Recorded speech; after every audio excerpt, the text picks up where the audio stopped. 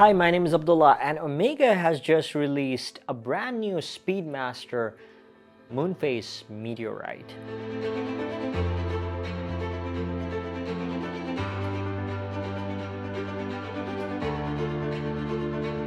The first Speedy with a moonphase came out in 1985, but that was quite subtle. These new models are, what's the word?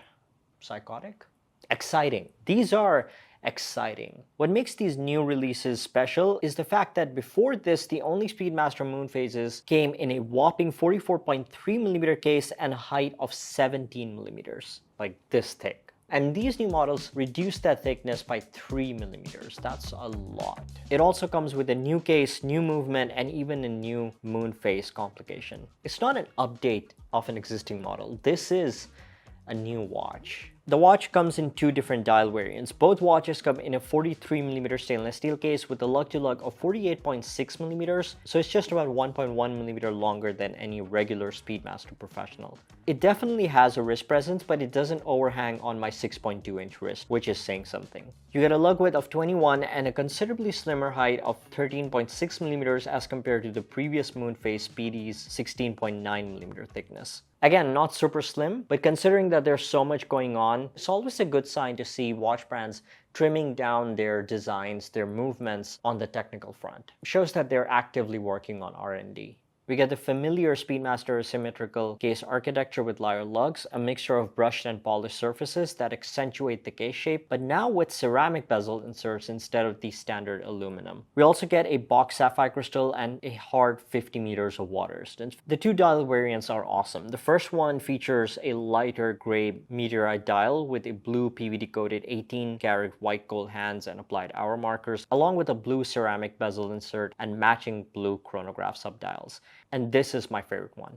The second version is a much darker variant, featuring a darker backdrop with a black ceramic bezel and black details. But one thing I love about both the watches is the touches of red on the Speedmaster text and the hands. Both watches feature iron meteorite backdrops with two small sub-registers displaying running seconds and a pointer date complication in the 9 o'clock subdial, and a 12-hour and 60-minute recorder displayed in the 3 o'clock register. But we've seen that before. The main party trick can be seen at the 6 o'clock position.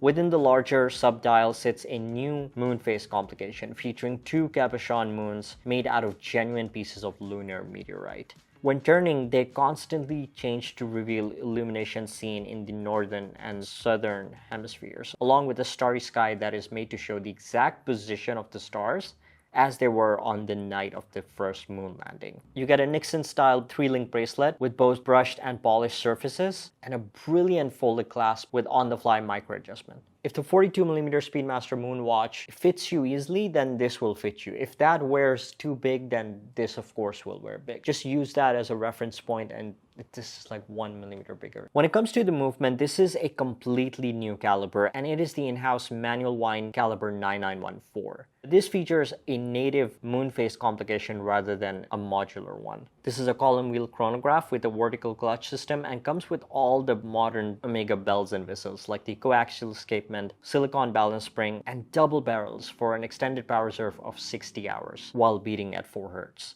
The movement is META certified, meaning that it is tested like hell against shocks and magnetism, offering a high accuracy of up to plus 5 seconds per day. And while the finishing isn't the best in the world, it does provide a decent amount of care and decoration. Now, here are my thoughts about this new release. First of all, $17,100, not including taxes. Don't worry, this is not replacing the standard moon watch in any way, but the reality is that Omega caters to a very large market. I mean, the brand has watches from $4,000 all the way up to $200,000. So I don't see this as the go-to Speedmaster. I see this more as a niche product, as a niche release. This to me is a debut model, and I'm hoping that once this becomes a bit more standardized, we start to see more variants, and then hopefully prices do come down a bit. Another thing I found really interesting is actually the fact that Swatch did this first. I mean, not this exact thing that was more of a